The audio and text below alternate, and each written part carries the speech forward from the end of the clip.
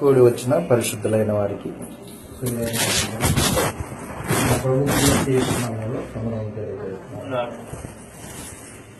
దేవుని రాజ్యం గురించి మనం నేర్చుకుంటూ ఉన్నాం. దేవుడు తన క్రీస్తుని తన రాజ్యానికి రాజుగా చేశాడు. యేసును దేవుడు రాజుగా నియమించాడు. యేసు ప్రభు రక్తం చేత మనుషులతో కొత్త నిబంధన సంబంధమైన బాంధవ్యాన్ని ఏర్పాటు చేసి పెట్టాడు. మానవుల మేలు నిమిత్తము కొత్త నిబంధనను ఏర్పాటు చేశాడు. అయితే ఈ కొత్త నిబంధన ధర్మశాస్త్రం వంటిది కాదు. ధర్మశాస్త్రము జాతీయ సంబంధమైన నిబంధన, ఒక జాతితో దేవుడు చేసిన నిబంధన. జాతితో చేసిన నిబంధన అంటే ఇశ్రాయేలు ప్రజలందరితో 12 గోత్రాలతో దేవుడు చేసిన నిబంధన అన్నమాట. ఆ నిబంధన ఎలాంటిదంటే, పుట్టిన బిడ్డ 8 రోజుల బిడ్డ కాగానే ఆ 8 రోజుల బిడ్డకు సున్నతి చేస్తారు. ఎప్పుడైతే 8 రోజుల బిడ్డకు సున్నతి చేస్తారో అప్పుడు ఆ బిడ్డ నిబంధనలోకి వచ్చినట్టు అన్నమాట. 8 రోజుల బిడ్డకు ఏం తెలివి ఉంటుంది? 8 రోజుల బిడ్డకు ఏ జ్ఞానం ఉంటుంది? 8 రోజుల బిడ్డకు దేవుడితో ఎటువంటి బాంధవ్యం ఉంటుంది?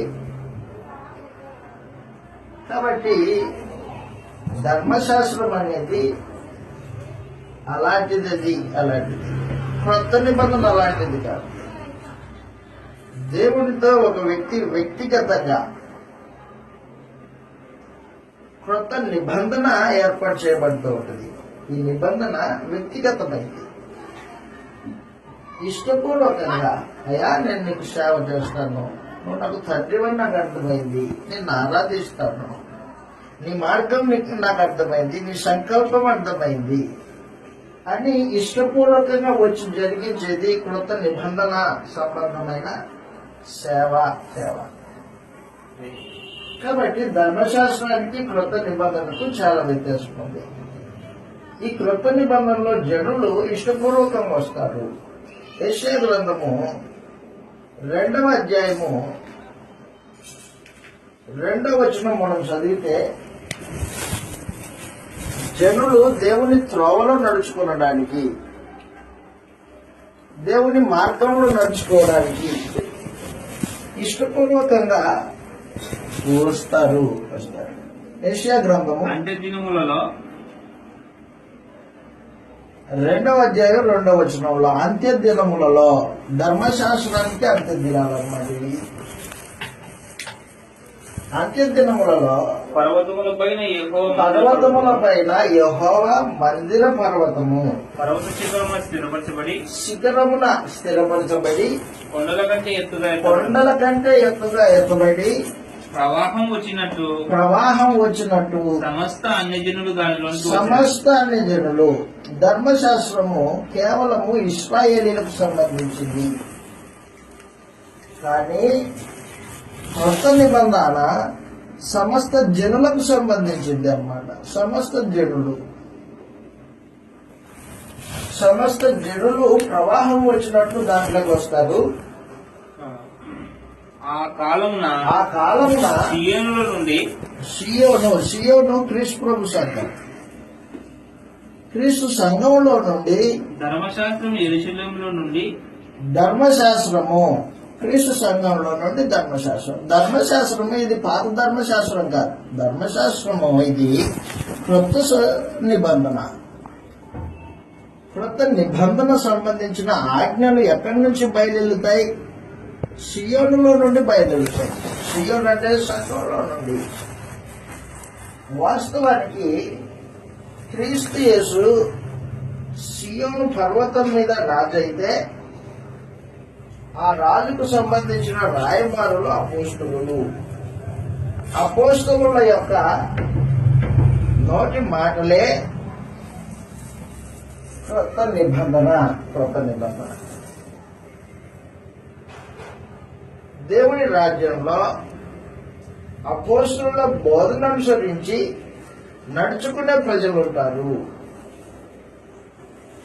సియోనులో నుండి ధర్మశాస్త్రము, యెరూషలేములో నుండి యెహోవా వాక్కు బయలువెళ్ళును. యెహోవా వాక్కు దేవుని మాట. జనులు గుంపులుగా వచ్చి యాకోబు దేవుని మందిరముకు యెహోవా పర్వతమునకు వెళుదము రండి. ఆయన తన మార్గముల విషయమై బోధించును. ఆయన త్రోవలలో నడుతుమని అదనమాట.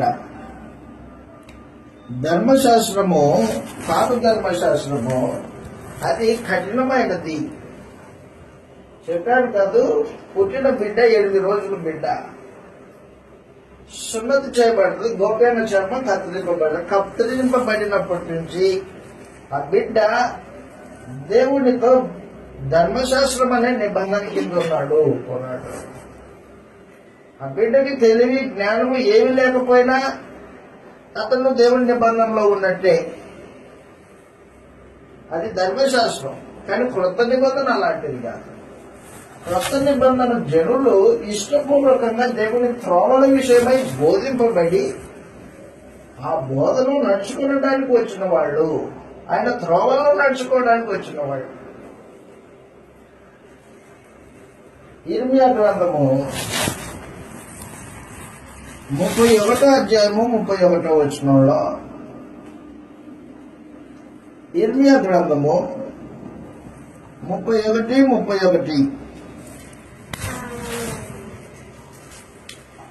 ఇర్మియా గ్రంథం 31వ అధ్యాయము 31వ వచనంలో ఇలా రాయబడింది. క్రొత్త నిబంధన చేస్తానని దేవుడు ముందుగానే ప్రవక్త చేత రాయించారు.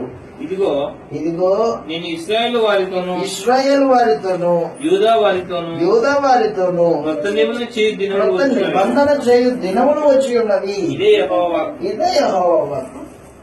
క్రొత్త నిబంధన పాత నిబంధన వంటిది కాదది.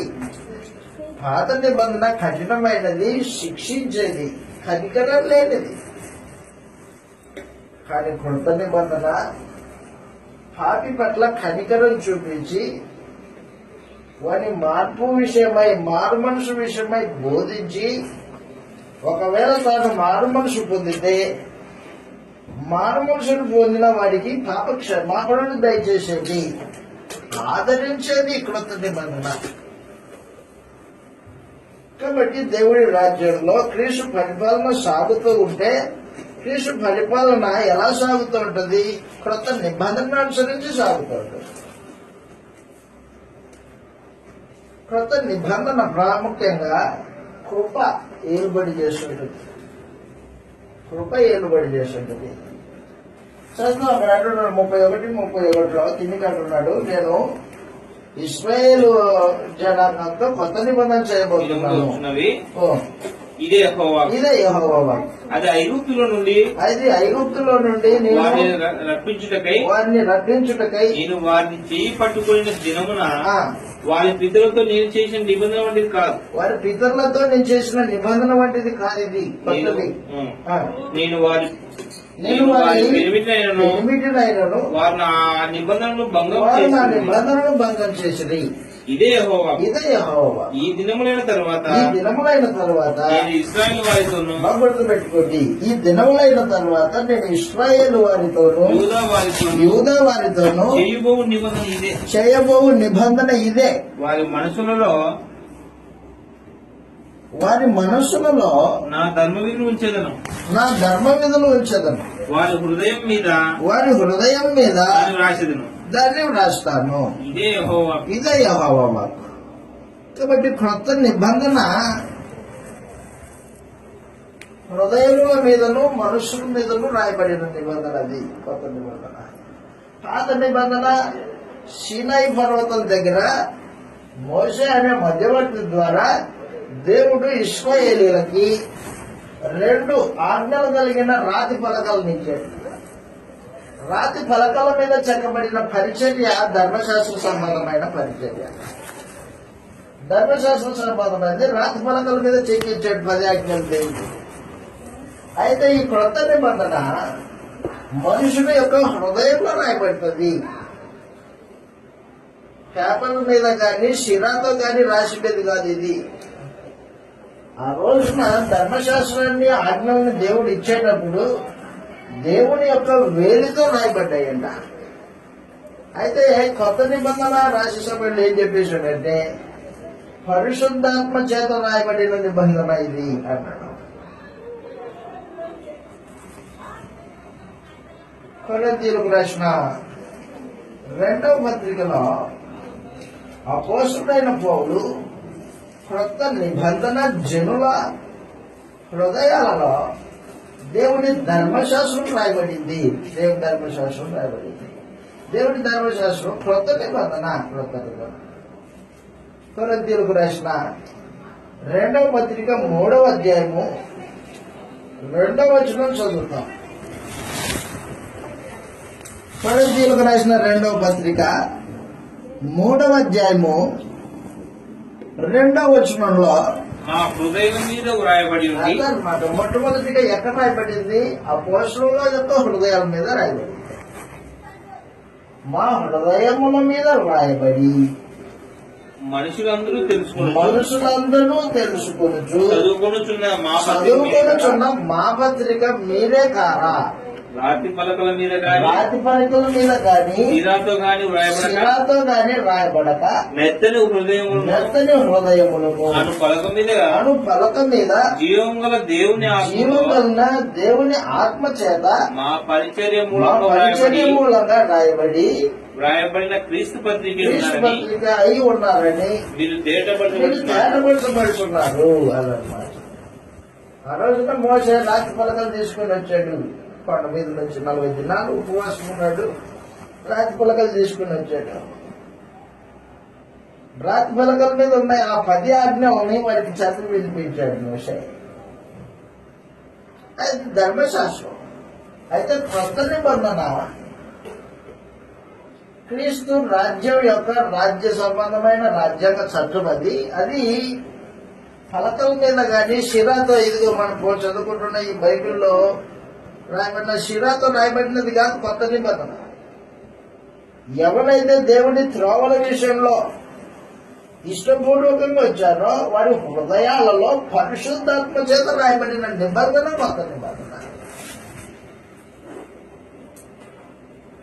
కొత్త నిబంధన రాతి పలకలకు సంబంధించింది కాదు, శిరాకు సంబంధించింది కాదు.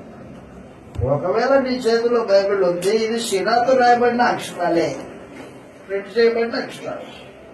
ఇది కొత్త నిబంధన కాదు. వాస్తవానికి కొత్త నిబంధన క్రీస్తుని రాజుగా నువ్వు అంగీకరించి బాప్తిస్మం పొందినప్పుడు పరిశుద్ధాత్మ నీ హృదయంలో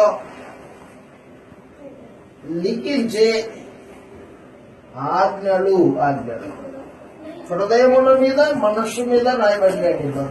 అదనమాట. హృదయం మీద దేవుని ఆజ్ఞలు రాయబడితే హృదయంలో నుండి జీవితము అనుసరించడానికి ఉపయోగపడతాయి. పైన పలకల మీద పైన శిలాతో రాసేపనుకో అవి జీవితానికి అనువర్తించలేవు. ఇప్పుడు చూసాడు దేవుడు ఇశ్రాయేల్ ప్రజలకి ధర్మశాస్త్రాన్ని ఇచ్చినప్పుడు దేవుడు వారికి ఆజ్ఞలు జారీ చేసి నువ్వు నీ బిడ్డకు నీ కుమారునికి నా ఆజ్ఞలు నేర్పించాలని చెప్పాడు. కానీ నేర్పించిన దాఖలాలు లేవు. ఎవరో భక్తి పనులైన వారు నేర్పించినారు, తర్వాత జనాలు పాడైపోయారు. కానీ ఈ రోజున క్రొత్త నిబంధన అనేది నీకు దేవునికి మధ్యలో యేసు ప్రభు రక్తం చేత చేయబడిన నిబంధన. ఇది హృదయముల మీద రాయబడిన నిబంధన. కాబట్టి క్రీస్తు ప్రభు యొక్క రాజ్యంలో క్రొత్త నిబంధన సంబంధులు ఉంటారు. ఈ క్రొత్త నిబంధన సంబంధులు వారి హృదయంలోనే పరిశుద్ధాత్మ చేత రాయబడిన ఆజ్ఞలుంటాయి. మరొకటి నీకు బోధించాల్సిన అవసరం లేదు. క్రొత్త నిబంధన సభ్యులకి దేవుడి గురించి మరొకడు బోధించాల్సిన పని లేదు. చదువుతాం అక్కడే అంటున్నాడు. ఇర్మియా గ్రంథం 31వ అధ్యాయము 32వ వచనం నుండి చదువుతాం. ధర్మశాస్త్రం అయితే ఒకటి బోధించాలా. అందుకే చెప్పాడు, నువ్వు ఇంట కూర్చున్నప్పుడు నీ బిడ్డకి చెప్పు, లేచినప్పుడు చెప్పు, పడుకునేటప్పుడు చెప్పు అని ధర్మశాస్త్రంలో ఆజ్ఞలు ఇచ్చాడు ఆయన. కానీ క్రొత్త నిబంధన అలాంటిది కాదు. చదువు అక్కడ రాయబడింది. ఇర్మియా గ్రంథం 31-32వ వచనంలో, అది ఐగుప్తుల నుండి వారిని రక్షించుటకై నేను వారిని చెయ్యి పట్టుకున్న దినమున వారి పితరులతో నేను చేసిన నిబంధన వంటిది కాదు. నేను వారిని పెరిమిటినైనను వారు ఆ నిబంధనను భంగం చేసుకొని ఇదే యెహోవా వాక్కు. ఈ దినములైన తర్వాత అదే అన్నమాట. ఈ దినములైన తర్వాత నేను ఇశ్రాయేలు వారితోను యూదా వారితోను చేయబో నిబంధన ఇదే. వారి మనస్సులో నా ధర్మవిధి ఉంచేదను. మనస్సులో ధర్మవిధి వారి హృదయముల మీద దాన్ని వ్రాసేదను. యెహోవా వాక్కు ఇదే. నేను వారికి దేవుడినై ఉందును, వారు నాకు జనులగుదురు. వారు మరి ఎన్నడును యెహోవాను గూర్చి బోధ నొందుదుమని తమ పొరుగు వారికి గాని తమ సహోదరులకు గాని ఉపదేశం చేయరు. అదనమాట. వారు ఇష్టపూర్వకంగా వచ్చిన వాళ్ళు, ఇంకొకరితో చెప్పించుకునే పని లేదనమాట. క్రొత్త నిబంధన జనులు దేవునితో తండ్రి పిల్లల బాంధవ్యం కలిగిన వాళ్ళు. రెండో సమాచారం అది క్రొత్త నిబంధనలో రెండో సమాచారం. దేవుడే వారి తండ్రి, ఆ నిబంధన ప్రజలే వారి దేవుడికి బిడ్డలు. తండ్రి తన బాధ్యతగా జరిగిస్తూ ఉంటాడు. తన పిల్లల అవసరతను తీరుస్తూ ఉంటాడు.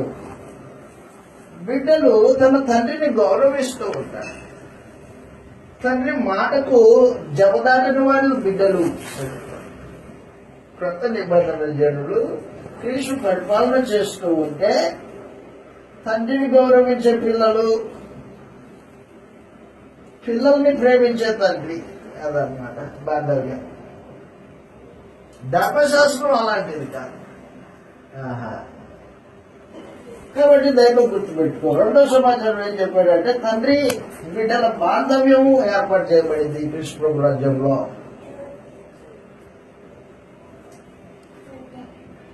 తండ్రి వారి ప్రతి అవసరతను తీరుస్తూ ఉంటాడు. బిడ్డలు తండ్రికి ఏం కావాలో దాన్ని గౌరవిస్తూ ఉండేవాడు. ధర్మశాస్త్రంలో ఏం జరిగింది తెలిసిన, పైకి తండ్రి అని పిలుస్తున్నాడు, నోటి మాట తండ్రి దేవా అంటారు, కానీ జీవితాలు తండ్రిని గౌరవించేటట్టు ఉండవు. మలాకి గ్రంథంలో ఇలా మాట్లాడాడు దేవుడు. 1వ అధ్యాయం మలాకి గ్రంథం 1వ అధ్యాయము 6వ వచనంలో, మలాకి గ్రంథము 1వ అధ్యాయము 6వ వచనం చదువుతాం. కుమారుడు తన తండ్రిని గణపరచును కదా, కుమారుడు తన తండ్రిని గణపరచును కదా, దాసుడు తన యజమాని గణపరచును కదా, నా నామమును నిర్లక్ష్యపెట్టు యాజకులారా, నేను తండ్రినైతే నాకు రావాల్సిన గర్తేమైంది. నేను యజమానునైతే నాకు భయపడేవాడు ఎక్కడున్నాడు అని సైన్యములకు అధిపతి యెహోవా అదనమాట. సైన్యములకు అధిపతి యెహోవా మిమ్మును అడగగా ఏమి చేసి నీ నామమును నిర్లక్ష్య పెట్టి ఏం చేసి నీ నామాన్ని నిర్లక్ష్య పెట్టాం అని మీరందరూ చాలు. వాళ్ళు ఏం చేశారంటే దేవుడిని తండ్రి అని మాట్లాడిన మాట వాస్తవమే, కానీ తండ్రిగా గౌరవించలా. మా యజమానుడా అని పిలిచారు దేవుణ్ణి, కానీ యజమాన్ని గౌరవించే విధానంలో పిలవాలా. కానీ క్రొత్త నిబంధన జనులు అలాంటి వారు కాదు. తండ్రిని తండ్రిగా అనే భావన వారి హృదయాల్లో ఉండి వారి ప్రతి అవసరతలు తండ్రి మీద ఆధారపడి నాయనా తండ్రి అని మొదలుపెట్టే పరిశుద్ధాత్మ వారి హృదయాల్లో నింపుబడి జీవితాలు కొనసాగిస్తూ ఉంటారు అంట. కృతజ్ఞత భావంతో దేవుణ్ణి గౌరవిస్తూ ఆయన మాటల్లో ఆయన త్రోవల్లో చక్కగా కుడికి కానీ ఎడవకు కానీ తొలగకుండా నడిచే జీవితాలు వారివి. ఎవరివి? క్రీస్తు పరిపాలన చేస్తున్న రాజ్య ప్రజలవి. కాబట్టి క్రీస్తు పరిపాలన చేస్తూ ఉంటే ఆ కొత్త నిబంధన కిందకి వచ్చిన ప్రజల యొక్క జీవితాలు తండ్రిని గణపరిచేటివై ఉంటాయి, తండ్రిని గౌరవించేటివై ఉంటాయి. తండ్రి బిడ్డల బాంధవ్యం అన్నమాట. చదువు కొరింథీయులకు రాసిన మొదటి పత్రికలో, కొరింథీయులకు రాసిన 2వ పత్రిక క్షమించండి నాడు తండ్రిని గౌరవిస్తారు కృత నిబంధన జనులు. 6వ అధ్యాయం కొరింథీయులకు రాసిన 2వ పత్రిక 6వ అధ్యాయము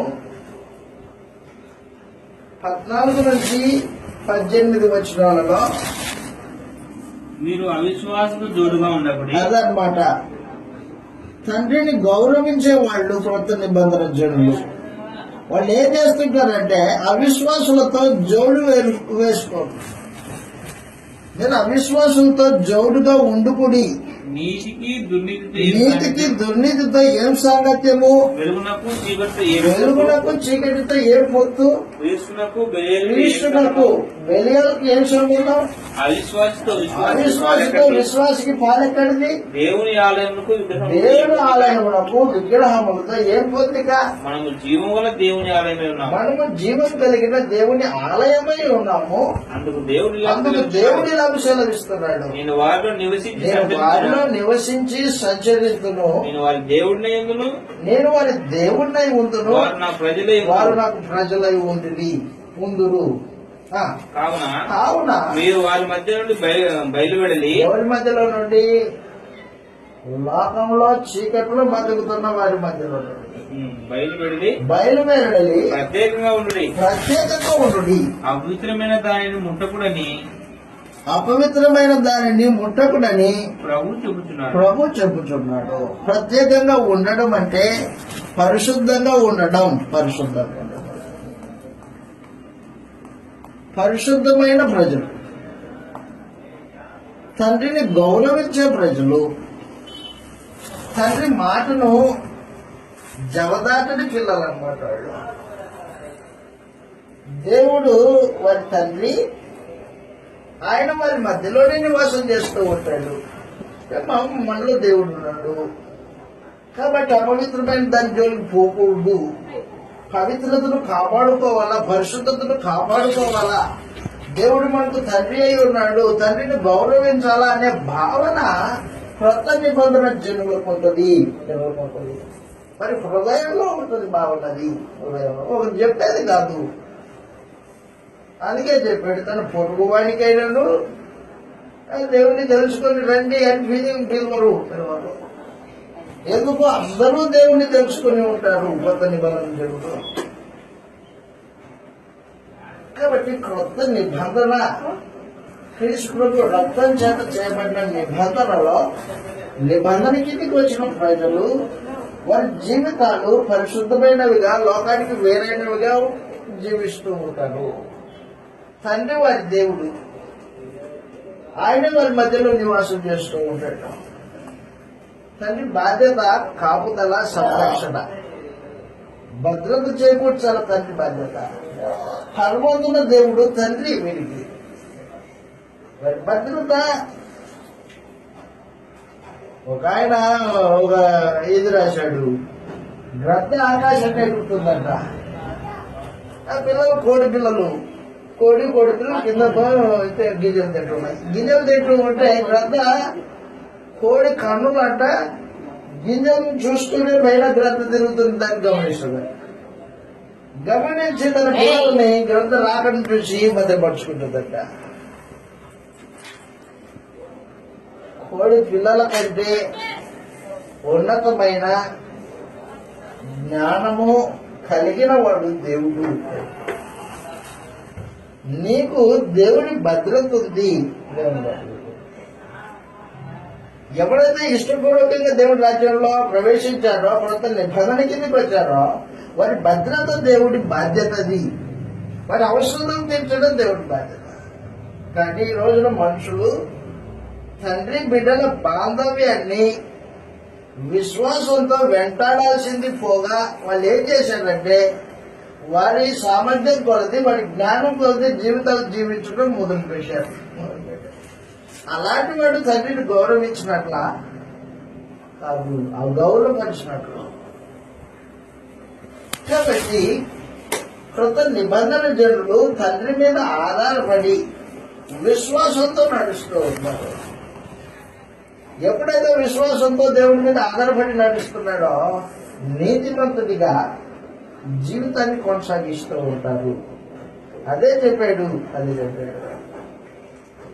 కాబట్టి నీతిమంతులు విశ్వాసమూలంగా బ్రతుకుతారు. తండ్రి బిడ్డల బాంధవ్యం కాబట్టి బిడ్డకి తన అవసరతలకు వచ్చిన చింత, ఆందోళన అవసరం లేదు. తండ్రి చూసుకుంటుంటాడు. కాబట్టి రెండవ సమాచారం క్రొత్త నిబంధనలో తండ్రి బిడ్డల బాంధవ్యం చేత తండ్రిని గౌరవించే పిల్లల అవసరం తీర్చే తండ్రి.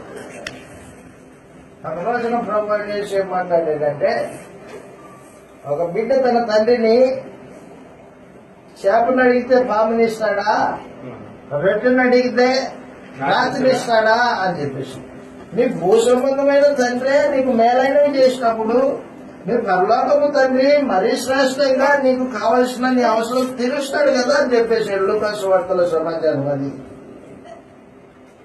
కాబట్టి దేవుణ్ణి తండ్రిగా హృదయంలో గౌరవించి ఆయన ఆజ్ఞలను అనుసరించి నడిచేవారు క్రొత్త నిబంధన జనులు. రెండవ సమాచారం అది. మూడవది క్రొత్త నిబంధన జనులు మనం చదివినట్టు కిందికి ఇర్మియా గ్రంథం 31వ అధ్యాయం 31వ అధ్యాయము 33వ వచనం చదువుతాం. అక్కడ ఒక విషయాన్ని తెలియజేశారు. దేవుడు వారి పాపముల విషయమై దయ కలిగి మరి ఎన్నడే గాని వాటిని జ్ఞాపకం చేసుకున్నాను అని వాగ్దానం చేశాడు. ఇర్మియా గ్రంథం 31వ అధ్యాయము 33వ వచనంలో కిందికి చదువుతాం. ఇలా రాయబడింది.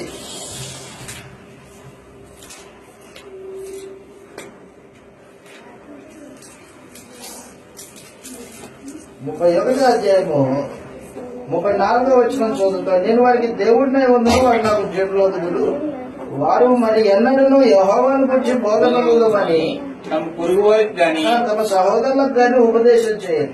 నేను వారి దోషము క్షమించి, మూడవ సమాచారం, వారి దోషముల విషయమై క్షమించి వారి పాపములు ఇక ఎన్నడూ జ్ఞాపకం వారి చేసుకోను పాపములను ఇక ఎన్నడూ జ్ఞాపకం చేసుకోనక అన్నాడు. చేసుకొనను గనుక అర్హులేమి అల్పులేమి గనులేమి అందరూ నన్ను ఎరుగుదురు. అందరూ నన్ను ఎరుగుదురు.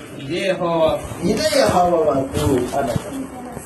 కాబట్టి వారి పాపములను ఎన్నడే జ్ఞాపకం చేసుకున్నాను అనే వాగ్దానం ఉంది. వాగ్దానం ఎవరికి? క్రొత్త నిబంధన జనులై.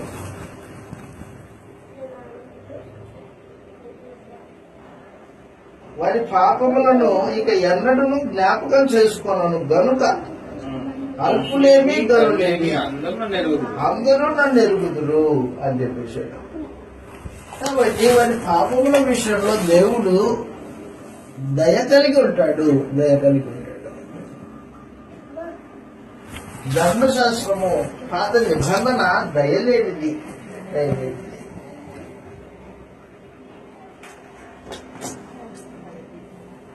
కాబట్టి కొత్త నిబంధన దయ కలిగినది. అంటే పాపిని మారు మనసు పొందడానికి అవకాశం ఇస్తాడు. మారుమనసు పొందితే వారి పట్ల కనికరం చూపిస్తాడు దేవుడు. నిబంధన ఆయన వెలుగై ఉన్నట్టుగా క్రీస్తు ప్రభు రాజ్యంలో చేరిన ప్రతి వారు వెలుగుతో సాంగత్యం చేయాలన్నమాట. వెలుగు జీవితం, దేవుడితో అన్యోన్య సహవాసం. దేవుడి రాజ్యంలో క్రీస్తు ప్రభు యొక్క పరిపాలన కింద ప్రజలు దేవుడితో అన్యోన్యమైన సహవాసం ఉంటుంది. అన్యోన్యమైన సహవాసం ఎలా ఉంటుంది? ఆయన వెలుగు అయి ఉన్నట్టుగా వీళ్ళు వెలుగులో నడుస్తూ ఉంటే అన్యోన్య సహవాసం ఉంటుంది. ఆయన వెలుగని తెలిసి ఈ ప్రజలు వెలుగులో నడవకపోతే సహవాసం ఉండదు. సహవాసం మరి పాపముల విషయమై దయ కలిగి ఉదాహరణకి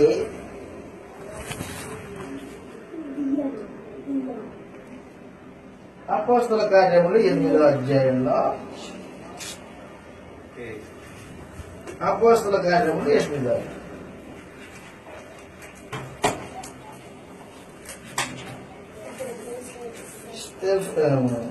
గారిడి వాడైన షిమోను ఒక అతను ఉన్నాడు. అతను గారిడి చేసుకుంటే డబ్బు సంపాదించాడు.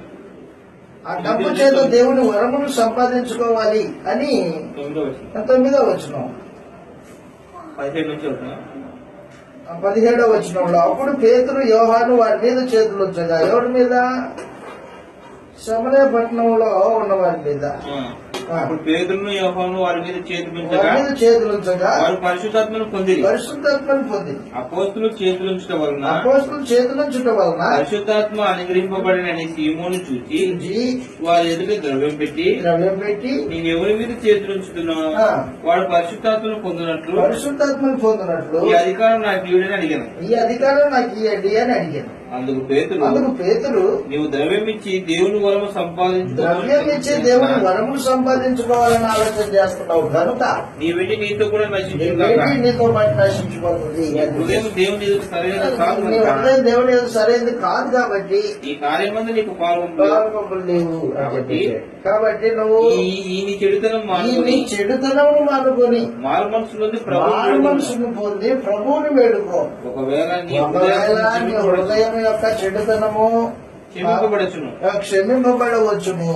నీవు ఘోర దుష్టత్వంలోనూ దుర్నీతి బంధకంలో ఉన్నట్లు నాకు కనబడుతుందట. కాబట్టి దేవుడు రాజ్య ప్రజలు దేవుని చేత దయా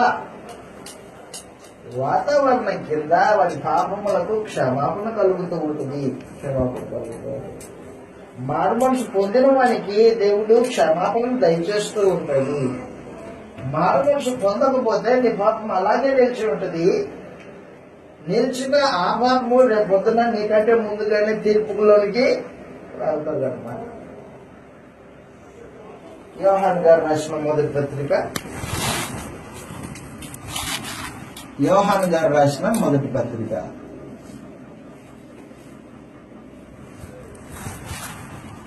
1వ అధ్యాయము 7వ వచనం చదువుతాం. ఇలా రాయబడింది,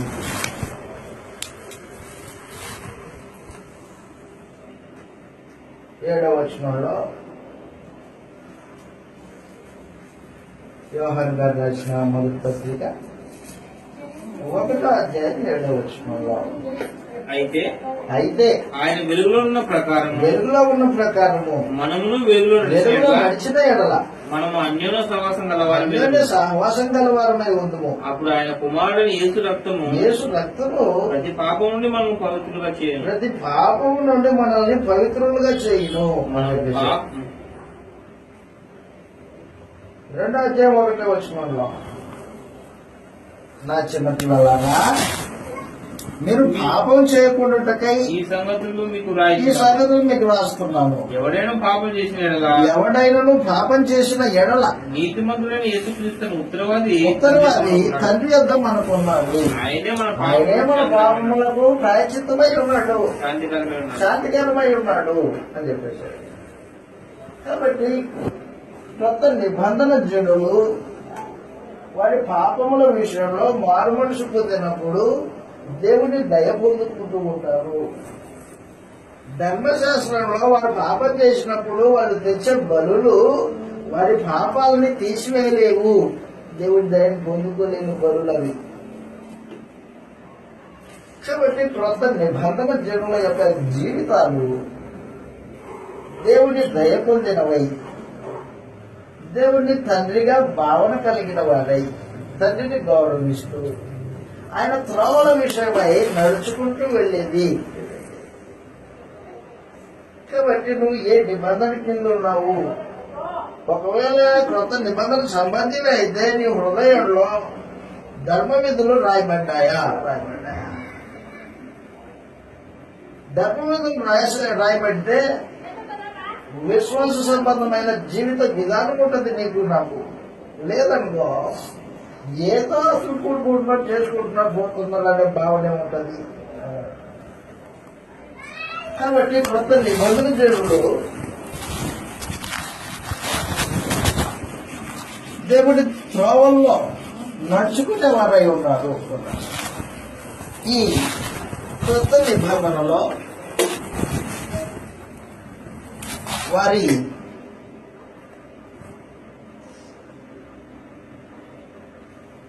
మానసిక, శారీరక, ఆత్మీయ అవసరతలు తీర్చబడుతూ ఉంటాయి. కొత్త నిబంధన జనుల యొక్క మానసిక, శారీరక, ఆత్మీయ అవసరతలు తీర్చబడుతుంటాయి. మనస్సులో ఆందోళన ఉండదు. కొత్త నిబంధన జనులకి ఆపద వచ్చింది, ఇబ్బంది వచ్చింది, ఆందోళన చెందదు. ఎందుకు? ఈ ఆపద దేవునికి తెలియకుండా రాదు కదూ, నా తండ్రికి తెలియకుండా రాదు. కాబట్టి నేను ఆందోళన చెందవలసిన పని లేదు. నా గురించి చింతించి నా ఆపద నుండి రక్షించగలిగిన వాడు తండ్రి, ఎంత గొప్పవాడు అనుకుంటున్నావు అనే భావన అతని మనసులో పడుతుంది. మానసికమైన ఇబ్బంది అతనికి ఉండవు, ఆందోళన ఉండవు. రెండు శారీరకంగా ఏదైనా ఇబ్బంది వచ్చింది ఆయన చూసుకుంటాడు. ఆత్మీయ సంబంధం పాపంలో పడ్డాడు, కాజారాడు, పాపంలో పడ్డాడు. పడితే ఏం జరుగుతుంది అనమాట? యేసుప్రభువు అనే ఉత్తర్వులు ఉన్నాడు, అది పాపంలో కడిగేశాడు. క్రీస్తు యొక్క పరిపాలన, ఆ పరిపాలన కింద ఉన్న జనుల యొక్క జీవితాలు అద్భుతమైన జీవితాలు. కానీ మనుషులు వాటిని ఆత్మ సంబంధమైన దృష్టితో చూసే కన్నులు లేని వాళ్ళు అనేక మంది. దేవుడు ఏర్పాటు చేసిన కొత్త నిబంధన వాతావరణాన్ని చూడలేని కన్నులు అనేక మంది ఉన్నాయి. కాబట్టి ఒకవేళ నీకు ఆత్మ సంబంధమైన వాతావరణాన్ని చూడలేకపోతే నువ్వు క్రీస్తు పరిపాలన కింద లేవు అనేది వాస్తవం. క్రీస్తు యొక్క పరిపాలనలో మొట్టమొదటిది దయతో గుర్తుపెట్టుకోండి, న్యాయ వ్యవస్థని ఏర్పాటు చేసి పెట్టాడు. న్యాయ వ్యవస్థ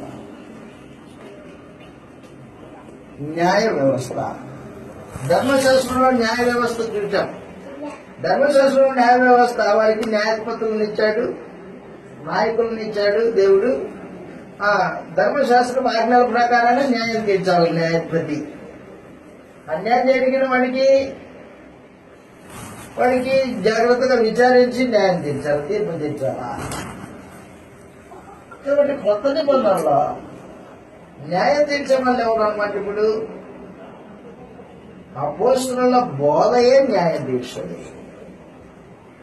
అపోస్తలుల బోధయే న్యాయం తీర్చది. తెస్సలోనికీయులకు రాసిన 2వ పత్రికలో 2వ అధ్యాయం 11వ వచనంలో ఇలాగ రాయబడింది.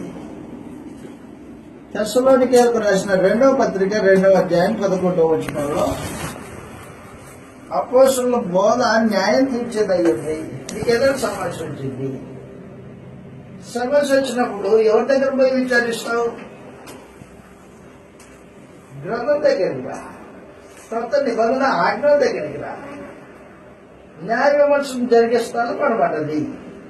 2వ అధ్యాయం 11వ వచనంలో మనుషులు ఇందుచేత సత్యమును సత్యాన్ని నమ్మక దుర్నీతి యందు అభిలాష కలిగిన వారందరూ శిక్షావిధి పొందుటకై అబద్ధాన్ని నమ్మునట్లు మోసం చేయ శక్తిని దేవుడు వారికి పంపుతున్నాడు. అదనమాట. అబద్ధాన్ని నమ్మేవాడు న్యాయ విమర్శలో నిలబడలేడు. సత్యసువార్త అపోస్తలుల బోధను నమ్మినవాడు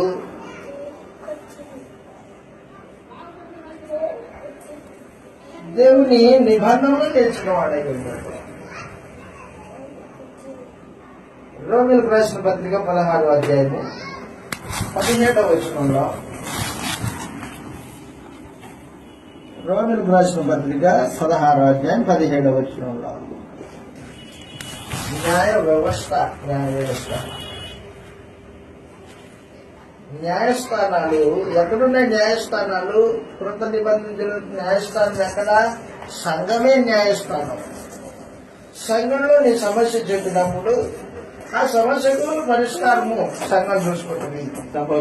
సహోదరులారా, మీరు నేర్చుకున్న బోధకు వ్యతిరేకంగా భేదాలు ఆటంకాలు కలగజేసే వారిని కనిపెట్టి ఉండండి. మిమ్మల్ని బతిమాలుకొంచున్నాను. వారిలో నుండి తొలగిపోవుడి. అట్టి వారు మన ప్రభు అయిన క్రీస్తుకు కాక తమ కడుపునకే వారి ఇంపైన మాటల వలన. కాబట్టి అపోస్తలుల బోధకు వ్యతిరేకమైన నడక నడుస్తూ ఉంటే వాడిని కనిపెట్టి దూరం చేయాలా. అబ్బాయి నీకు సంబంధం లేదు సమయానికే చెప్పాలా. న్యాయస్థానం. కొరింథీ పట్టణంలో 2 సహోదరులు గొడవ పడ్డారు. సంఘంలో సహోదరుడు గొడవ పడ్డాడు. 2 కొట్లాడుకుంటుంటే వారి మధ్యలో న్యాయం తీర్చడానికి ఎవరు ఉండాలా? సంఘం ఉండాలా. సంఘము వారిద్దరి మధ్యలో న్యాయం తీర్చే సమాధానం సమస్యకు పరిష్కారం జరిగించారు. కానీ ఏం జరిగిందంటే సంఘం వాళ్ళిద్దరు కొట్లాడుకుంటారు, చూసి పక్కకి వెళ్ళిపోయారు. కొట్లాడుకొని చూశారు, పక్కకి వెళ్ళిపోయారు. ఒక వ్యక్తి కోర్టును ఆశ్రయించాడు. నాకు ఆ వ్యక్తి అనేది అప్పుడు పౌలు ఉత్తరం రాసి పెట్టారు, మీలో న్యాయం తీర్చడానికి జ్ఞాని అయిన వాడు ఎవడు లేడా? ఒక్కడైనా లేడా? సహోదరుల మధ్యలో జరిగిన సమస్యకు పరిష్కారం చేయగలిగిన జ్ఞానవంతుడు లేడా? బుద్ధిహీనుడైన వాడిని, బుద్ధి లేని వాడిని కూర్చోబెట్టండి, వాడే న్యాయం తీరుస్తాడు అన్నాడు. అంటే కొత్త నిబంధనలో న్యాయ వ్యవస్థ స్థానిక సంఘం చూసుకుంటుంది. స్థానిక సంఘంలో సభ్యులైన వాళ్లే సమస్యను పరిష్కరించుకుంటారు. ఇంకొక న్యాయస్థానానికి వెళ్ళారు, పోలీస్ స్టేషన్కి వెళ్ళారు. కొరింథీయులకు రాసిన పత్రిక 1వ పత్రిక 6వ అధ్యాయంలో మొదటి వచనం, మీలో ఒకరికి మరొకరి మీద వ్యాజ్యం ఉన్నప్పుడు వాడు పరిశుద్ధులు ఎదుటే కాకుండా అనీతి మందుల ఎదుట వ్యాజ్యమాడుకు తెగించుతున్నాడా? అనీతి మందుల ఎదుట వ్యాజ్యమాడు తెగించుచూ ఉన్నాడా? పరిశుద్ధులు లోకమునకు తీర్పు తీర్చుదని మీరు ఎరుగరా? మీ వలన లోకముకు తీర్పు జరగవలసి లోకానికే తీర్పు జరగవలసి ఉండగా మిక్కిలి అల్పమైన సంగతులను గురించి తీర్పు తీర్చుకుంటే మీరు యోగ్యులు కారా? మనము దేవదూతలకు తీర్పు తీర్చుదామని ఎరిగి ఈ జీవన సంబంధమైన సంగతుల గురించి మరీ ముఖ్యంగా తీర్పు తీర్చవచ్చు కదా. కాబట్టి ఈ జీవన సంబంధమైన వ్యాజ్యం మీకు కలిగినప్పుడు వాటిని తీర్చుటకు సంఘంలో తృణీకరింపబడిన వారిని కూర్చుండబెడుదురా? మీకు సిగ్గు రావాలని చెప్పుచున్నాను. ఏమి తన సహోదరుల మధ్యలో వ్యాజ్యం తీర్చుటకు బుద్ధిమంతుడు వీళ్ళు ఒకడైనా లేడా అని చెప్పేశాడు. కాబట్టి న్యాయ వ్యవస్థ కృష్ణము సంఘమే. సంఘము దాని సమస్యను పరిష్కరించుకుంటుంది. ఇంకొక దగ్గరికి వెళ్ళేది కాదు. అది లోక సంబంధమైన పోలీస్ స్టేషన్ కానీ కోర్టు దగ్గర కానీ వెళ్ళేది కాదు. అలా వెళ్ళిందంటే కృష్ణ ప్రభు రాజ్యంలో ఆ వాతావరణంలో కృష్ణ పరిపాలనలో వాళ్ళు ఆత్మ సంబంధంగా ఏ మాత్రము అవగాహన లేని వారై ఉన్నారు. అవసరం లేదు. 8వ వచనంలో అంటున్నాడు, అయితే మీరే అన్యాయం చేస్తున్నారు, అపహరించుతున్నారు, మీ సహోదరునికి ఇలా చేస్తున్నారు, సహోదరుడికే ఇలా చేస్తున్నారు. అన్యాయస్తులు దేవుని రాజ్యానికి వారసులు కానేరని, అన్యాయస్తులు దేవుని రాజ్యానికి వారసులు కానేరని నీకు తెలియదా? మోసపోకండి. జారులైనను విగ్రహాధికులైనను వ్యభిచారులైనను ఆడంగితనం గలవారైనను సంయోగులైనను దొంగలైనను లోపులైనను తాగుబోతులైనను దోషకులైనను దోచుకుని వారైనను దేవుని రాజ్యానికి వారసులు కానేరునని మీలో కొందరు అట్టివారే ఉంటుంది గాని ప్రభువైన యేసుక్రీస్తు నామమున మన దేవుని ఆత్మయందులో మీరు కడగబడి పరిశుద్ధపరచబడిన వారై నీతిమంతులుగా తీర్చబడింది. కాబట్టి కొత్త నిబంధన జనుల మధ్యలో న్యాయస్థానాలు, న్యాయ వ్యవస్థ అది ఎక్కడంటే క్రీస్తు సంఘమే. సంఘంలోనే న్యాయం. బయటికి వెళ్లాల్సిన పని లేదు. అపోస్తలుల బోధనను అనుసరించే న్యాయం. అన్యాయం చేసిన వాడు ఉన్నాడు అనుకో, వాడు దేవుని రాజ్యానికి సంబంధించిన వ్యక్తి కాదన్నమాట. ఎందుకంటే దేవుని రాజ్యం అన్యాయస్తులకు సంబంధించింది కాదు. మత్తయి సువార్త 18వ అధ్యాయము 15వ వచనం. మత్తయి సువార్త 18వ అధ్యాయం 15వ వచనంలో, మరియు నీ సహోదరుడు నీ ఎడల తప్పిదం చేసిన ఎడల నీవు పోయి నీవును అతడును ఒంటరిగా ఉన్నప్పుడు అతన్ని గద్దించు. అతడు నీ మాట విన్న ఎడల నీ సహోదరుని సంపాదించు. అతడు వినని ఎడల వెళ్ళకపోతే ఇద్దరిని వెంట పెట్టుకొని పో. 2-3 సాక్షుల నోట ప్రతి మాట స్థిరపరచబడినట్లు ఒకరిద్దరిని వెంట పెట్టుకుని అతని ఎద్దకు పో. అతడు వారి మాట వినని ఎడల అతడు వారి మాట వినకపోతే ఆ సంగతి సంఘంలోకి తెలియజేయు. సంఘానికి చెప్పు. అతడు సంఘపు మాట వినని ఎడల వినకపోతే అతని నీవు అన్యునిగాను సుందరిగాను ఎంచుకోను. అదనమాట. కాబట్టి సంఘంలో సమస్యలు వస్తే ఇంకొక దగ్గరికి వెళ్లాల్సిన పని లేదు. కృష్ణ రాజ్యంలో వాతావరణంలో న్యాయస్థానాలు ఏర్పాటు చేసి పెట్టాడు. చెప్పు, విన్నాడా? వినలేదా? వినకపోతే ఇద్దరిని వెంట పెట్టుకొని పో. మరలా చెప్పు, వినలేదా? ఈసారి తను వినలేని పరిస్థితిని బట్టి సంఘానికి తెలియదే. సంఘం చెబుతుంది. సంఘం చెప్పినా వినలేదా? అయితే వాడిని అన్నిటిగా సుందరిగా ఎంచుకో అని చెప్పేసి. కాబట్టి ఎవరిని వ్యక్తిగతంగా తృణీకరించే విధానము కృష్ణప్రభు సంఘంలో, కృష్ణప్రభు రాజ్యపు వాతావరణంలో ఉండదు. వ్యక్తిగతంగా ఎవరిని తృణీకరించకూడదు. తృణీకరిస్తే ఎలా తృణీకరించాలా? సంఘముగా తృణీకరించాలి. సంఘమంతా వ్యక్తిని తృణీకరించింది, అయితే నువ్వు తృణీకరించాలా? నీకు వ్యక్తిగతంగా ఏవో భావాన్ని పెట్టుకొని అతని మీద ద్వేషము వెళ్ళగక్కకూడదు. పొరపాటుది. రాజ్యాంగ చట్టానికి విరుద్ధమైంది, కొత్త నిబంధనకు విరుద్ధమైంది అది. కాబట్టి దాంట్లో గుర్తుపెట్టుకో. న్యాయ వ్యవస్థ అలాగుంది. కొత్త నిబంధనలో 2వ సమాచారము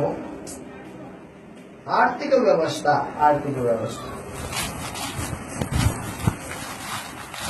ఇందాక మనం మాట్లాడుకున్న సమాచారంలోనే వచ్చింది.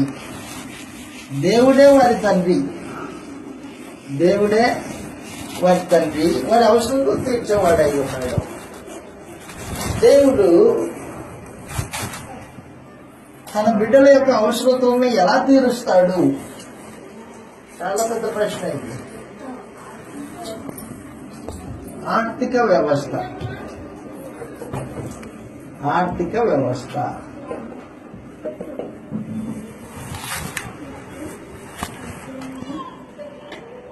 తెస్సలోనికైలకు రాసిన 2వ పత్రిక 3వ అధ్యాయము 6వ వచనం నుండి 8వ వచనం వరకు ఇలా రాయబడింది. అపోస్తలుడైన పౌలు తెస్సలోనిక సంఘానికి గట్టిగా వార్నింగ్ ఇస్తూ ఉన్నాడు. ఎవరైనా మీలో పని చేయకుండా భోజనం చేయొద్దు అని చెప్పేశాడు. తెస్సలోనికైలకు రాసిన 2వ పత్రిక 3వ అధ్యాయం 6వ వచనంలో, సహోదరులారా, మా వలన పొందిన బోధన ప్రకారం కాకుండా అక్రమంగా నడుచుకుని ప్రతి సహోదరుని ఎదురు నుండి తొలగిపోవాలని మన ప్రభువైన యేసుక్రీస్తు పేరట మీకు ఆజ్ఞాపిస్తున్నాను. ఎలాగూ నడుచుకున్న వలన మీకే తెలియదు. మేము మీ మధ్యన అక్రమంగా నడుచుకోలేదు, మీ మధ్యన మేము అక్రమంగా నడుచుకోలేదు, ఎవరి ఎద్దును ఉచితంగా ఆహారం పుచ్చుకోలేదు, ఎవరి ఎద్దును ఉచితంగా ఆహారం పుచ్చుకోలేదు. మేము మీలో ఎవరికి భారంగా ఉండకూడదు, ఎవరికి మేము భారంగా ఉండకూడదని ప్రయాసముతోనూ కష్టముతోనూ రాత్రి పగులు పని చేయొచ్చు జీవనం చేసింది. మీరు మమ్మల్ని పోలి నడుచుకోవాలని మమ్మల్ని మేము మాదిరిగా కనపరచుటకి ఇలా మేము మాదిరిగా కనపరచుకోవడానికి ఇలా చేస్తుంది కానీ మాకు అధికారం లేదని చేయలేదు. మరియు మేము మీ యొద్ద ఉన్నప్పుడు ఎవడైనా పని చేయని అదనమాట, పని చేయకపోతే వారు భోజనం చేయకూడదని మీకు ఆజ్ఞాపించారు. అంటే పని చేసి భోజనం చేసే విధానము దేవుడి రాజ్య ప్రజలకు దేవుడు ఏర్పాటు చేసేది. పని చేసి భోజనం పని చేయలేదా భోజనం చేయదు. సోమరిపోతులు దేవుడి రాజ్యంలో ఉండరు. ఇంకొకరి మీద ఏ పని చేయకోకుండా ఆధారపడే వాడికి సహాయం చేయకూడదు. గుర్తుపెట్టుకో, సోమరిపోతులకి సంఘం సహాయం చేయదు. పని చేసుకునే శక్తి ఉంది కానీ చేయకుండా పోతున్నాడు. మరి సహోదరు దగ్గరికి వచ్చి అడుగుతూ ఉన్నాడు. అలాంటి వారికి సంఘం సహాయం చేయదు. పని చేసుకో అని చెప్పేసింది అనమాట. పని చేయకపోతే భోజనం చేయదు.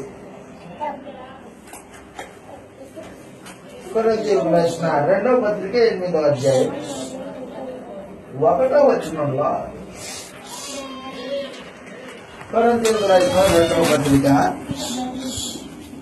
8వ అధ్యాయము 1వ వచనంలో, యెరూషలేములో ఉన్న వారికి కరువు వచ్చింది. యెరూషలేములో ఉన్న క్రీస్తు ప్రభు సంఘానికి కరువు వచ్చింది. కరువు రావడం వలన వారికి తినడానికి ఆహారం కొదువైంది.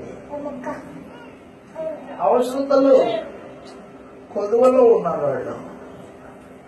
మాసిదోనియా సంఘం వాళ్ళు ఏం చేశారంటే, అరే కరువు కదా ఏం పని చేసుకుంటారు, కరువు లేకపోతే పని చేసుకుంటారులే, కరువు ఉంది కాబట్టి ఏం పని చేసుకోలేరు, పని చేయాలన్నా పని దొరకదు కరువులో, కాబట్టి మనము కొంచెం కూడబెడదాం డబ్బులు అని మాసిదోనియా సంఘం వాళ్ళు డబ్బులు కొంచెం కూడబెట్టి యెరూషలేములో ఇబ్బందిలో ఉన్న సహోదరులకు సహాయం అందించారు. పరిశుద్ధుల పరిచర్య, పరిశుద్ధుల సహాయత. పని చేసుకుంటారు వాళ్ళు, కానీ కరువు వచ్చింది. కరువులో పని దొరకలేదు కాబట్టి ఆకలితో ఉన్నారు. కాబట్టి రేపు పని దొరకక ఆకలితో ఉన్నారు కాబట్టి వాళ్ళే సోమరం కాదు. పని ఉండి కూడా పని చేయకుండా ఉన్నాడే సోమరుడు, వాడికి పెట్టిండు వీడికి పెట్టిండు. కాబట్టి ఆ రోజున ఏం జరిగిందంటే మాసిదోనియా సంఘస్థులు మాసిదోనియా అంటే ఫిలిప్పీ సంఘం. మాసిదోనియా అంటే ఫిలిప్పీ సంఘం. ఫిలిప్పీ సంఘం వాళ్ళు ఏం చేశారంటే డబ్బులు కూడబెట్టి పౌలు చేతికి ఇచ్చేయా, ఎరుసలేములో ఉన్న వాళ్ళకి ఇయ్యా ఈ డబ్బు, మరి ఇబ్బందుల్లో ఉన్నారు అని వారు పౌలుని వేడుకొని డబ్బులు ఇచ్చారు. వద్దమ్మా, మీరే బాధల్లో ఉన్నారు, ఇబ్బందుల్లో ఉన్నారు, మీరే పెద్ద బీదోడు, లేదా అవన్నీ కాదు, ఇవే తీసుకో అని అదే పనిగా వేడుకొని డబ్బులు మూట కట్టి చేతికిచ్చి సాగినప్పుడు పౌలుని నిరుపేదలైనను వారి దాతృత్వము బహుగా విస్తరించింది. నిరుపేదలు వాస్తవానికి ఉన్నోళ్ళు కాదు, నిరుపేదలు యెరూషలేములో సహోదరుల కొరకు వారి కరువులో ఇబ్బంది పడుతున్నారనే ఉద్దేశంతో వారికి సహాయం చేశారు. ఇప్పుడు కొరింథీ పత్రికలో ఎందుకు రాస్తున్నాడు వీళ్ళకి అంటే, వీళ్ళు సంవత్సరం నుండి సిద్ధపడ్డారు. కొరింథీ వాళ్ళు కూడా అక్కయ్య సంవత్సరం నుండి యెరూషలేముకి డబ్బులు పంపిద్దామని కూడబెట్టుకుంటారు, కానీ దాన్ని నిర్లక్ష్యం చేశారు, మర్చిపోయినట్టున్నారు. వీళ్ళు మరలా జ్ఞాపకం చేస్తున్నారు అనమాట. 8-9 అధ్యాయాలు దానికి ఉద్దేశించింది. అక్కడ ఒక మాట చెప్పాడు, చదువుతో ఒక రాయబడింది కొరింథీయులకు రాసిన 2వ పత్రిక. కాబట్టి దేవుని రాజ్యంలో ఆర్థిక పరిస్థితులు ఒక స్థానిక సంఘము మరొక స్థానిక సంఘానికి సహాయం చేస్తుంది. ఇబ్బందుల్లో ఉన్నప్పుడు ఒక వ్యక్తి కలిమిలో ఉన్నాడు, మరొక వ్యక్తి లేమిలో ఉన్నాడు. కలిమిలో నుండి లేమిలోనికి దాతృత్వ స్వభావము ప్రవహించాలా. 8వ అధ్యాయంలో 3వ వచనం, ఈ కృప విషయంలోనూ కొరింథీయులకు రాసిన 2వ పత్రిక 8వ అధ్యాయం 2వ వచనం చదువుతాం.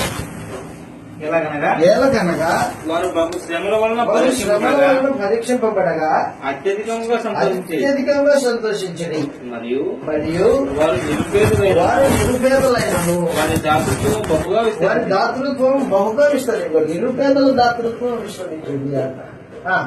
ఈ కృప విషయంలో పరిశుద్ధుల కొరకైన పరిచర్య విషయంలో పాల్పొందు విషయంలో మనపూర్వకంగా మమ్మల్ని వేడుకొనొచ్చు. మనపూర్వకంగా ఇచ్చారట చూడండి,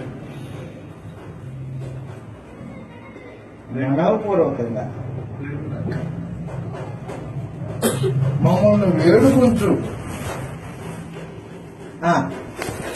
వారు తమ సామర్థ్యం కొలిదే గాక సామర్థ్యం కంటే ఎక్కువగా తామంతగా తామే ఇచ్చిరని మీకు సాక్ష్యం ఇస్తూ ఉన్నాను.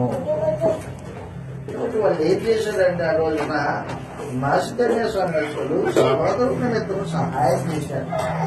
కాబట్టి దేవుని రాజ్య వాతావరణంలో ఆర్థిక వ్యవస్థ సర్వోదం ఉన్నప్పుడు సహాయం చేసుకుంటూ ఉంటారు. నిస్వార్థమైన సహాయత అనమాట. స్వార్థపూరితమైన సహాయం కాదు, నిస్వార్థమైన సహాయం. దేవుని రాజ్యపు వాతావరణంలో అనాథలైన పిల్లలు కానీ అనాథలైన విధవరాలు కానీ ఉంటే రాజ్యంలో ఉన్న సభ్యులు ఏం చేస్తున్నారంటే వాళ్ళని ఆదరిస్తారు. భక్తి అనమాట అది. చదువుతాం. యాకోబు గారు రాసిన పత్రిక అనాథ పిల్లలు, యాకోబు గారు రాసిన పత్రిక 1వ అధ్యాయం 27వ వచనంలో ఇలాగ రాయబడింది, దేవుని ఎదుట నిష్కలంకమైన భక్తి ఏదనగా తండ్రైన దేవుని ఎదుట పవిత్రమును నిష్కలంకమైన భక్తి ఏదనగా దిక్కులేని పిల్లలను విధవరాండ్రను వారి ఇబ్బందుల్లో పరామర్శించుటయు ఇహలోక మాలిన్యము తమకు అంటకుండా తను తాను కాపాడుకోవడమే అదనమాట భక్తి. అనాథతలో ఉంచారు తీసేవాళ్ళు, విధవరాండ్ర ఇబ్బందుల్లో పరామర్శించేవాళ్ళు. విధవరాలకి భర్త ఉండడు. వాస్తవానికి పురుషుడు సంపాదించాలా, భర్తను పడుకుంటామే, ఎవరు లేరు అనాథ. అప్పుడు సంఘం ఆమెకు సహాయం చేయాలి. కాబట్టి ఆర్థిక విధానాన్ని ఏర్పాటు చేసి పెట్టాడు దేవుడు. కలిమిలో నుండి లేమిలోనికి ప్రవహించాల. వాడు భక్తిని ప్రదర్శిస్తున్నప్పుడు ఆర్థిక ఇబ్బందులు వైదొలిగిపోతూ ఉంటాయి. అందరూ సమానంగా ఉంటారు. ఇక్కడ ఒక విషయాన్ని మనం గుర్తుపెట్టుకో. పూర్వం ఇశ్రాయేలీయులని దేవుడు పరీక్షించడానికి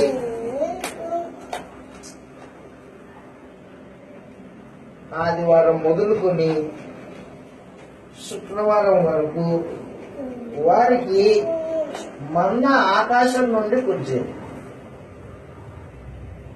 ఉదయాన్నే మన్నా కురిచేది. దేవుడు ముందే చెప్పాడు అనమాట. ఏమని? ఈ 6 దినాలు నువ్వు మన్నాను కూర్చుకొని ఆహారం తిను.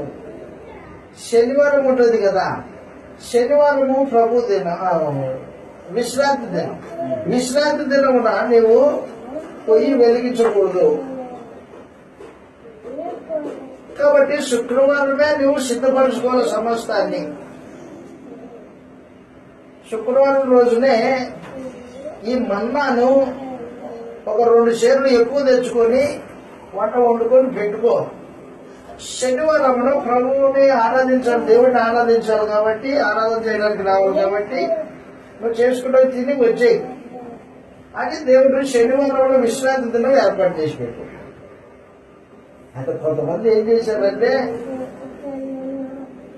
శనివారము మన్నా కోసం వెతికారు, దొరకలే. చెప్పాడు కదా ఆయన ముందుగానే. మరికొంతమంది ఎక్కువ కూర్చుకున్నారు, ఎక్కువ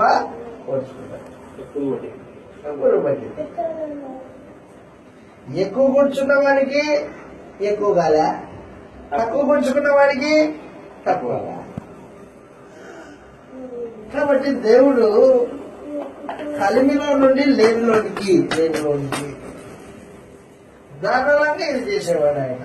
కానీ ఈ రోజున దేవుడి రాజ్యంలో అలాంటి జనుల్ని చూడలేకపోతున్నాం. ఏమన్నా కూర్చుకుంటే నా కోసం, నా పిల్లల కోసం కూర్చుకుంటాను అనే భావన కలిగిన వాళ్ళు ఉన్నారు. అలాంటి వారు దేవుడి రాజ్య వాతావరణానికి సంబంధించిన వాళ్ళు కాదు. కాబట్టి దేవుడి రాజ్యంలో ఆర్థిక వ్యవస్థ ఎలాగుంటుంది, తర్వాత మనం ఇందాక మాట్లాడుకున్నట్టు కొత్త నిబంధన జనులు లోకంతో ఎలాగుంటారు, లోకముతో. కొత్త నిబంధన జనులు భౌతికమైన లోకంలో ఎలా నడుచుకుంటారు, భౌతికమైన లోకంతో ఎలా నడుచుకుంటారు అంటే ప్రభుత్వాలకు లోబడతారు. మొట్టమొదటిగా ప్రభుత్వాలకి లోబడతారు. ప్రభుత్వం చేసేవాళ్ళు దేవుని అధికారం వల్లనే ఆ అధికారం పొందారు కాబట్టి వారికి లోబడుతూ ఉంటారు. చదువుతూ ఇలా రాయబడింది. రోమీయులకు రాసిన పత్రిక 13వ అధ్యాయం 1వ వచనంలో ప్రభుత్వాలకు లోబడే జనాంగం వాళ్ళు భౌతికమైన ప్రభుత్వానికి లోబడతారు. ఎదిరించండి, ధర్నాలు చేయరు.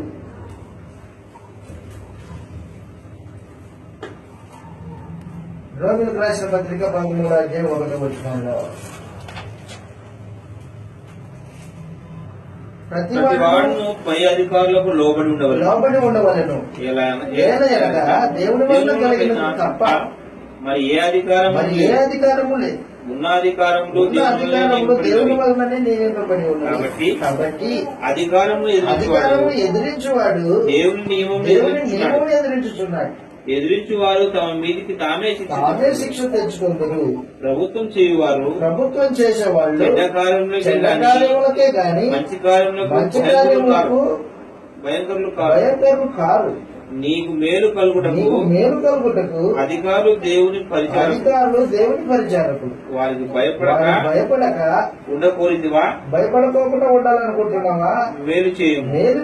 అప్పుడు వారి చేత మెప్పు పొందుదు. నీవు చెడ్డది చేసిన ఎడల భయపడు. వారు ఊరకయే ఖడ్గం ధరించడు.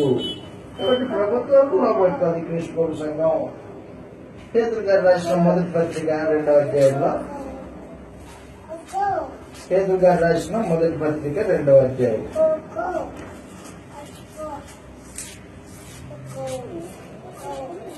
ఆనాడు రోమ ప్రభుత్వం పరిపాలన చేస్తుంది.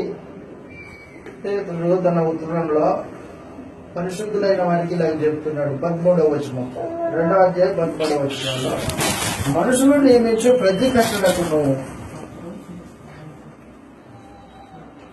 పేతురు గారు రాసిన మొదటి పత్రిక 2వ అధ్యాయం 13వ వచనంలో,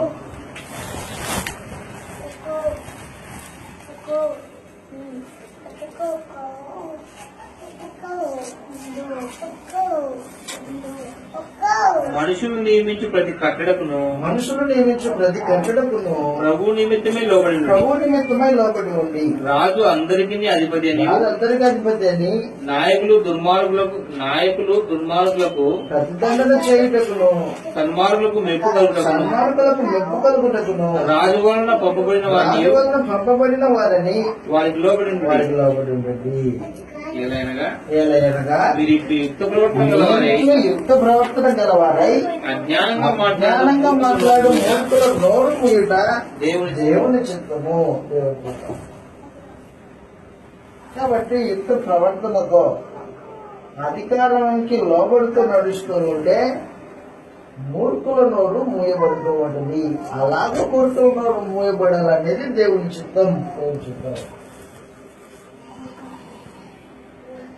దేవునికి వ్యతిరేకంగా ప్రభుత్వాలు నిలబడినప్పుడు వారి మాట విననక్కర్లేదు. ఆరాధన మానేయండి అని వచ్చి చెప్తారు అనుకో, మానేయరు. మానేసే ప్రసక్తి లేదు. మిగతా వాటిలో ఏవైనా చెప్పండి వింటాం, కానీ దేవునికి వ్యతిరేకమైన ఆజ్ఞలు ఏవైనా జారీ చేస్తే వైద్యులు.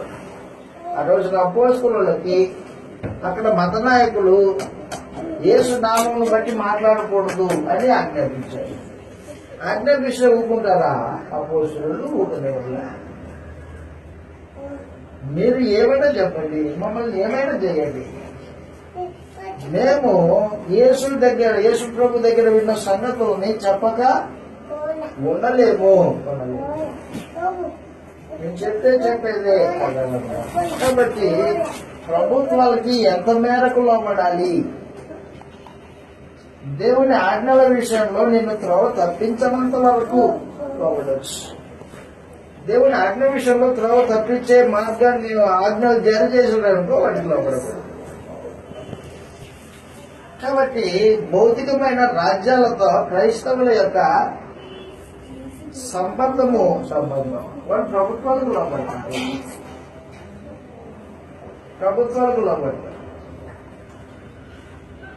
మీ టైం అయింది, దయతో గుర్తుపెట్టుకోండి.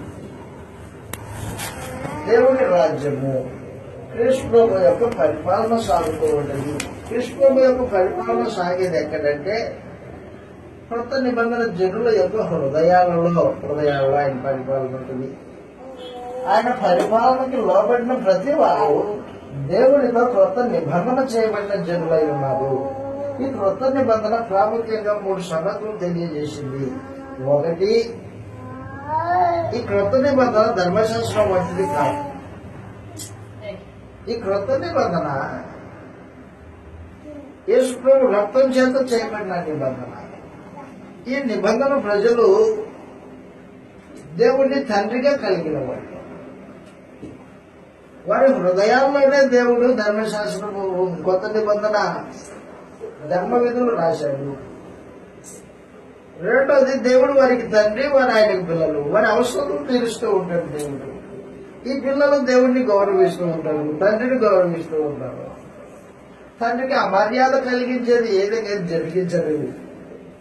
క్రీస్తు పరిపాలనలో రాజ్య ప్రజలు జరిగించే కార్యక్రమాలు అన్నమాట అవి. మూడవది వారి పాపముల విషయమై ఎన్నడే జ్ఞాపకం చేసుకున్నానని వాగ్దానం చేశాడు.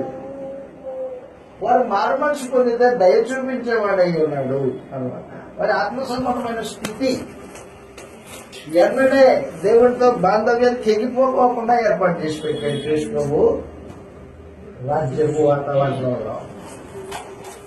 క్రీస్తు ప్రభు రాజ్యపు వాతావరణంలో మానసిక, శారీరక, ఆత్మీయ అవసరతలు తీర్చబడుతూ ఉంటాయి కదా. అవసరం తీర్చేటప్పుడు న్యాయస్థానాలు ఉన్నాయి.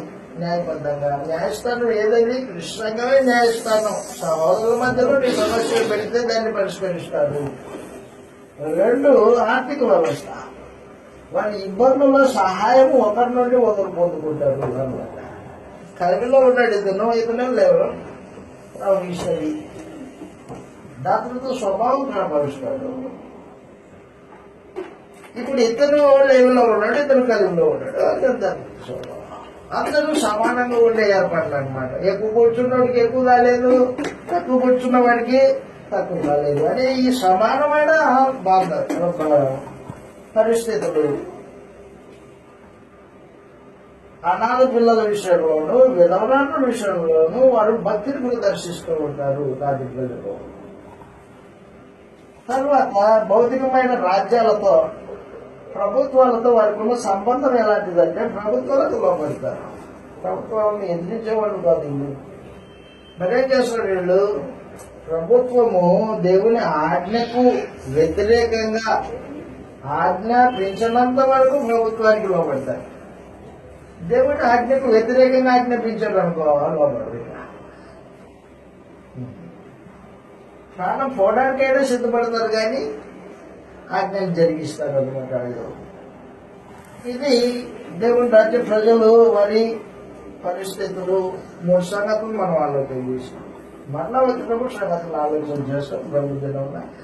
అయితే ఈ రోజున మనము క్రీస్తు ప్రభు రాజ్య సభ్యులమై ఉన్నామా లేదా, ఇలాంటి జీవిత విధానం మనకు ఉందా లేదా అనేది మనం పరీక్షించుకునే వాళ్ళని ప్రేమతో మమ్మల్ని హెచ్చరిస్తూ నన్ను హెచ్చరించుకొని మాటలు ఇద్దరితో ముగించేస్తున్నాం. అందరికీ వందనాలు.